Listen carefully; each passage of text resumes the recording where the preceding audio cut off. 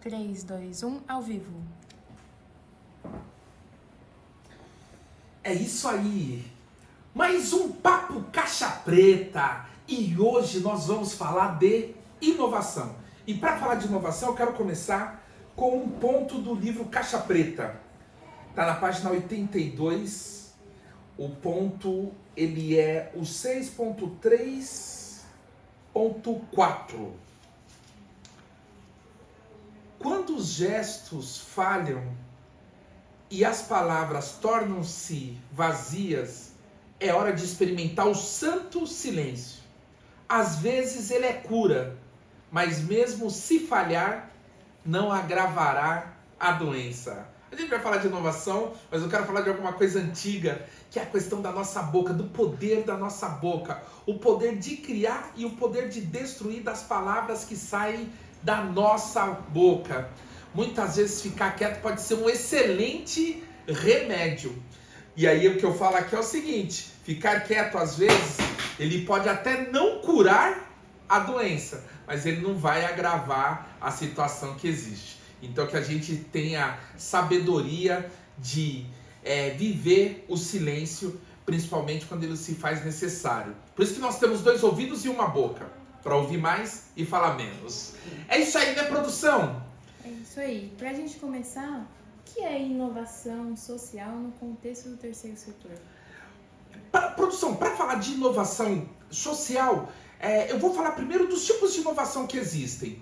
Existe inovação de produto, existe inovação no processo, inovação no marketing e inovação organizacional. Esses são os tipos de inovação. Posso inovar alguma coisa no marketing da empresa ou algum elemento do produto e assim sucessivamente dentro desses 4 tipos de inovação.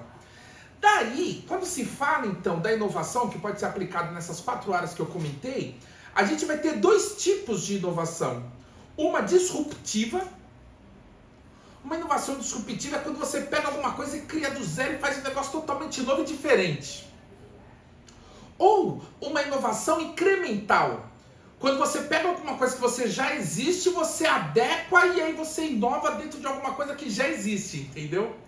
Então, você tem um restaurante, você tinha o seu molhinho de alho, mas aí você pegou o molhinho de alho, deu um tapa, pegou isso, deu um toque, colocou um queijo, fez isso, fez aquilo e criou uma inovação naquele produto e aquele molhinho de alho diferente, super inovador, porque você usou a base de uma coisa que já existe, implementou e criou algo com atributos diferentes. Então, a inovação se aplica nas 4 áreas que eu comentei e ela pode ser disruptiva ou incremental. Então, quando a gente fala de inovação social, o que a gente está querendo dizer? É praticamente a gente olhar o terceiro setor. O primeiro setor ele é o público, hospitais públicos, escolas. O segundo setor é o privado, onde estão as empresas, as consultorias, os bancos privados, né? O terceiro setor é onde estão as ONGs, as igrejas, alguns clubes de futebol, ou seja, que não tem finalidade de lucrativa, onde o dinheiro que sobra não vai para o bolso dos seus criadores. Então, quando a gente fala de inovação social, me faz entender que a gente está falando então de inovação no terceiro setor, para as organizações de impacto social, para as pessoas, para as associações, instituições, fundações que trabalham com a área de desenvolvimento social. Então, acho que é mais ou menos nessa linha que vai. Teve mais perguntas aí, produção? Teve. Você pode compartilhar um exemplo prático de inovação social que transformou uma comunidade? Eu vou dar um exemplo nosso, que deu muita repercussão nas mídias. Moeda social. A moeda a gente já conhece, a gente tem o real, tem o dólar, né? Teve o cruzeiro, cruzado, acho que a produção não estava nem viva nessa época aqui, que é coisa antiga. Aí teve cruzeiro, cruzado, novo cruzeiro, sei lá o que. Moedas. A gente pegou então, a gente criou aqui uma inovação social incremental. eu peguei o conceito de moeda social do Banco Palmas, que fica lá no Ceará, do grande mestre Joaquim, né, um grande empreendedor, uma pessoa que repercutiu e repercute muito no Brasil. A gente trouxe aqui para o Distrito São Luís e criamos a moeda social Orpas, que eram aceitas em alguns estabelecimentos e com algumas empreendedoras, a maioria deles liderado por mulheres. Então o que a gente fez ali naquela ocasião? Criamos uma moeda que era aceita só por estas empreendedoras e alguns empreendimentos. Dávamos empréstimos para a comunidade em moeda social. E aí as pessoas, elas gastavam a moeda social somente nessa rede. O que eu fazia com isso? Acelerava o ganho, a receita gerada por esses empreendimentos liderados por mulheres. Então peguei aqui um conceito de moeda social do Ceará, peguei um conceito de microcrédito já conhecido e aí a gente trouxe aqui e criamos essa inovação. E o nosso microcrédito, ele era dado naquela ocasião na perspectiva do sonho. Até então, o microcrédito no Brasil, ele era um microcrédito produtivo com orientação. Então era um crédito dado para ganho de escala de produção. Então você vende espeto na rua, vai alugar um ponto para vender mais espeto. Então você podia ter um microcrédito. E aí sempre com orientação de um agente que ficava ali te dando mentoria. A gente criou então um conceito de microcrédito na perspectiva dos sonhos dessas mulheres e amarramos tudo isso numa rede, uma sobreposição de projeto. Isso nos deu, por exemplo, uma minissérie no Fantástico e tantas outras matérias falando sobre. Uma outra pessoa perguntou de que forma a tecnologia pode impulsionar essa inovação social. A tecnologia, quando fala de inovação em tecnologia, como as tecnologias estão sempre evoluindo, seja de forma incremental, seja de forma disruptiva, há muita inovação na área tecnológica. Agora, pegar a tecnologia e trazê-la para o setor social para gerar inovação social, eu acho que é um dos grandes segredos para a gente pensar o terceiro setor. O terceiro setor, as ONGs, elas vão ter, por uma questão até de influência cristã, de uma influência de que o trabalho social antigamente ele se manifestava pela caridade, pela doação, aquela doação bem clerical, bem das igrejas. O terceiro setor ele nasce com esse lance de você dar de comer aos pobres, dar de vestir a quem não tem roupa, de acolher os viajantes, né? Essas são as primeiras manifestações sociais que tem registro aí na humanidade. Logo, ainda hoje, com tantas tecnologias novas, muitas organizações estão presas a esse modelo assistencial de desenvolvimento social. Se a gente olhar então o terceiro setor e pensar como a tecnologia pode influenciar, então imagina, por exemplo, ao invés de você montar um time de futebol, de campo, de quadra, você montar um time de gamers. Na minha ONG tem 2, 3 times de gamers, por exemplo. A gente começou na Orpas, no Espaço Sonego, quando não se falava de podcast, a gente tinha os nossos programas webs, Terapia do Boteco, Gastronomia Periférica, As Minas, Caixa Preta, lá atrás. Aquilo era uma baita inovação, a gente trazia um mini auditório e soltava lá os nossos vídeos, né? E o negócio dava super certo. Hoje tem um podcast, então imagina você montar uma ONG dando aula de podcast para os adolescentes, para os jovens, ensinando a fazer edição e tal.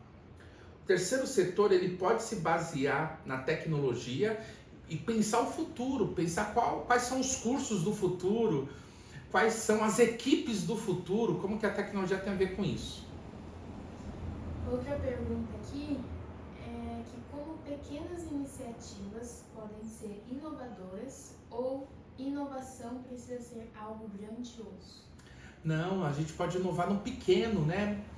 É que a inovação, principalmente tecnológica, ela pode nos possibilitar ganhar escala. Por exemplo, a gente utilizou aqui a tecnologia, estamos aqui ao vivo no Instagram e no YouTube. Então, se eu fosse fazer um curso, aqui teria 15, 20 pessoas, posso chegar para 2.000, para 20.000 pessoas por causa da inovação do conteúdo, mas a utilização da tecnologia para eu ganhar escala. Ano passado, só na rede Daniel da Orpas, a gente chegou para mais de 4 milhões de views. Né? Foi mais de 1 milhão de pessoas que acessaram os nossos conteúdos, na média 4 vezes cada uma, 4 milhões de views. Pensar nisso fisicamente seria praticamente impossível. Então a tecnologia ela pode ajudar a ganhar escala naquilo que a gente está fazendo. Mas eu posso inovar em coisas pequenas, né? Em programas. Lembrando que a minha inovação ela pode estar no marketing, no processo, no produto ou serviço, né? Então a gente aqui criou, por exemplo, uma inovação de média escala, onde a gente atende as pessoas como se fossem consultas particulares nas regiões mais nobres do Brasil e de São Paulo. As pessoas vêm na Orpas e tem uma consulta particular que elas não pagam. É como se estivesse sentando no ambulatório dos Jardins, né? Consulta de 1 hora, que conversa com calma. O que é isso? É uma inovação incremental. Eu estou pegando um atendimento que já existe em regiões nobres, estou trazendo para a periferia e aí eu estou fazendo isso ser novo para esse público dentro desse segmento. Por menor que seja essa iniciativa, pensando nos milhões de pessoas que a gente chega na internet. Quais são as principais resistências que as organizações enfrentam ao tentar inovar? Eu diria que tem uma coisa que a gente fala na gestão de pessoas, que é o resquício do sucesso. Tem pessoas que são resistentes a mudanças, porque elas falam, por que eu vou mudar se sempre deu certo? Tem pessoa que fala, que esse negócio de agenda, de notebook, nada, eu sempre fui aqui no caderninho, sempre deu certo, por que eu fui mudar? Criei 3 filhos assim, construí o meu império assim, construí a minha ONG assim, por que eu vou mudar? Então, esse resquício do sucesso, ele pode nos fazer a ficar preso em uma zona de conforto e aí não inovar por conta disso, e quando a gente for perceber pode ser tarde demais, a gente pode ser superado pelos nossos concorrentes ou outros parceiros que atuam na mesma área nossa. Por mais que as coisas deram certos no passado, a gente tem que estar atento às tendências, olhar as feiras, olhar os nossos concorrentes, olhar outros segmentos, para a gente ver para onde o vento está soprando e a gente poder acompanhar para não perder competitividade e para a gente seguir tendo um protagonismo no mercado, no setor que a gente atua. Uma pergunta que sempre fazem, em quase toda live a gente fala sobre, vamos falar aqui também, é de como captar recursos para esses projetos inovadores dentro do terceiro setor. Boa. Para captar recursos, para quem é ONG, tem que monitorar os principais editais do Brasil e fora do Brasil e enviar os projetos, né? Então, monitorar editais privados, públicos e de fundações é um caminho. Estruturar uma carteira de clientes de pessoas físicas, doando R$10, R$100, R$200. Criar produto ou serviço para a tua ONG, uma camiseta, um boné, enfim, alguma coisa que você possa vender. Porque aí você vai montando uma carteira de receita e você vai diversificando essa carteira. Você não vai ficar preso a uma área só ou a outra, ficando mais vulnerável. E você diversificando a tua receita, a probabilidade de você durar mais tempo com a tua ONG ela é muito maior. Então essa receitinha de ter múltiplas receitas, independente do tamanho dela, quando você vai juntando, um pouquinho, juntou, ficou alguma coisa grande. Pode ser um caminho para você captar recursos e para você fazer a manutenção do teu projeto social.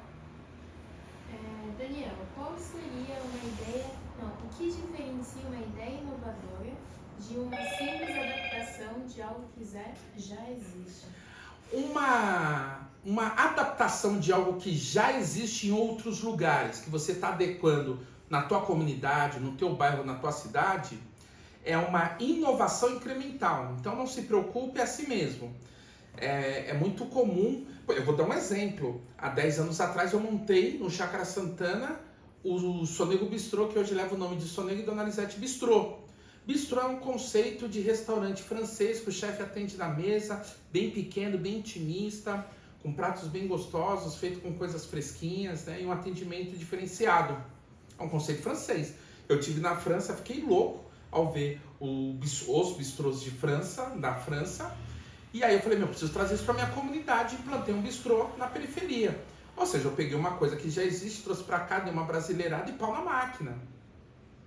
E tá tudo bem. Então, eu até dei o nome de bistrô, francês, o nome francês. Tá tudo bem. É uma inovação incremental. Eu estou pegando algo que já existe em outro mercado, em outro país, estou trazendo, estou mudando algumas características e estou avançando. Muita coisa já foi criada. É muito difícil a gente ter alguma inovação disruptiva, de alguma coisa que não existe, né? Aí você tem quem inventou o avião, você tem quem inventou tudo que já foi inventado. As coisas já estão aí. O que a gente precisa fazer é como adequá-la para o nosso setor, para o nosso mercado, para a nossa comunidade.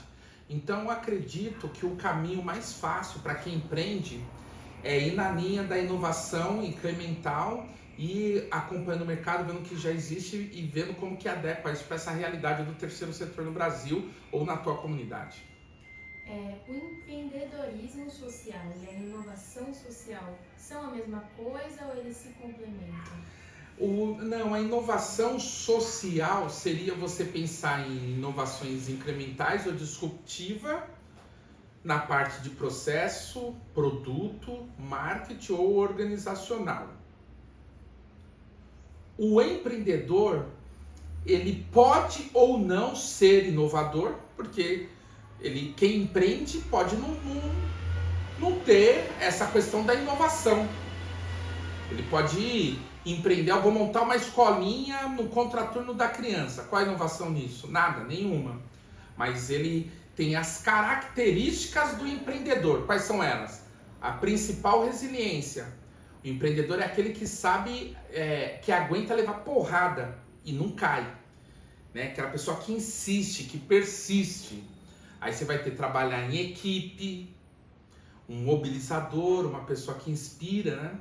Então você tem as características do empreendedor e dentre elas, o empreendedor pode ou não ser uma pessoa que inova, tem uma característica da inovação, mas não é um pré-requisito, porque ele pode ter outras pessoas na equipe que tem essa característica e tá tudo certo.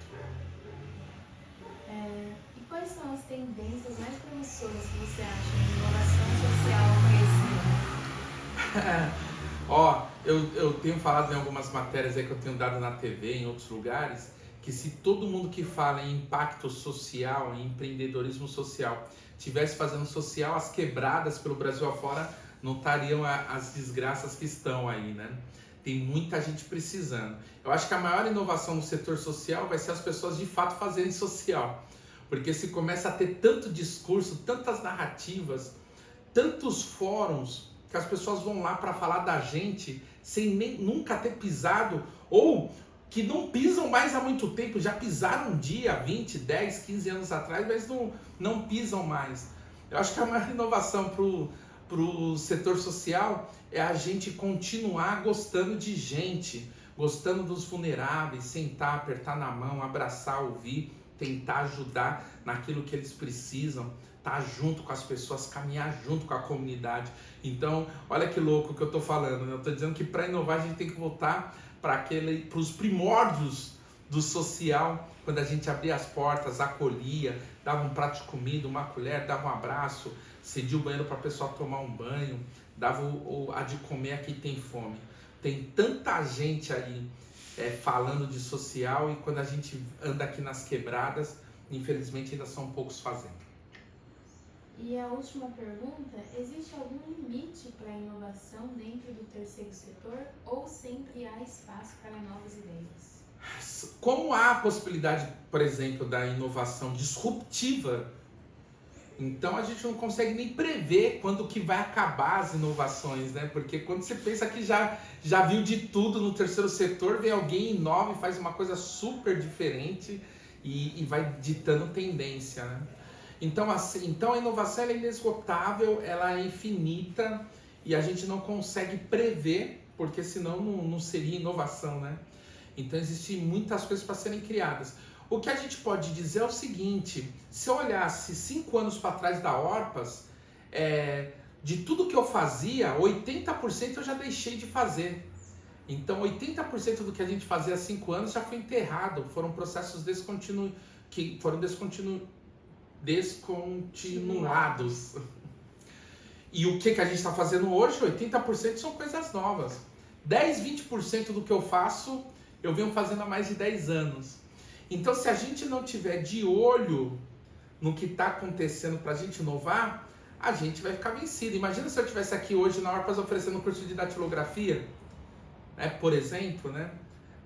Taquigrafia, tinha um curso que era para secretários escreverem rápido, por códigos, uma loucura. Então são coisas que nem existem mais, né? E aí a gente tem hoje que pensar assim, curso de inteligência artificial na periferia, curso de realidade virtual, realidade ampliada, propor outros desafios para os jovens, ao invés de montar time de futebol de várzea, montar equipes games para disputarem os grandes campeonatos games que existem aí pelo mundo afora, né? Então, sempre haverá espaço para inovação e vamos para cima, que a gente tem muita coisa para criar. Perguntas acabaram aqui. É isso aí, galera. Vamos para cima. Acompanhe as redes da Orpas.